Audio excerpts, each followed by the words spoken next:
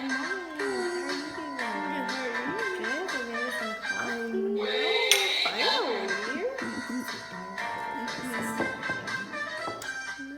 Wake up, North Alabama, and welcome back to This Is Not BS News. I'm your host, Bailey Wright. And I'm your host, Sarah Brock. And together we make up the BNS. Today is Sunday, the 22nd day of September. If you missed last week's episode, all you really need to know is that Betty White's great-great-great-grandson got poisoned by his school's mystery meat. He is now recovering and doing well. On today's episode, we are going to be discussing the very topic that has everyone in the education world talking. The hot topic in question?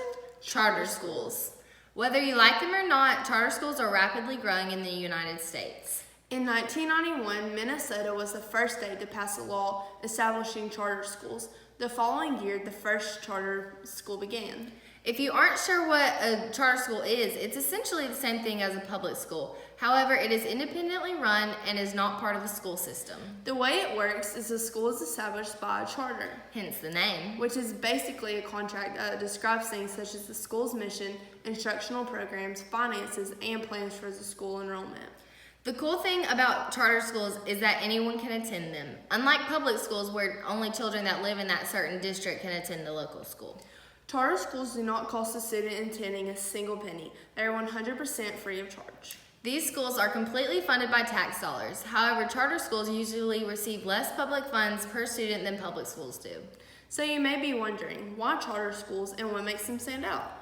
Even though charter schools still have to follow the same major regulations and laws that apply to traditional public schools, charter schools can specialize in a particular area such as science and technology or performing arts. If this is the case, students can attend a school that lines up with their interests. Having more of a flexible curriculum allows the students to learn things they actually enjoy.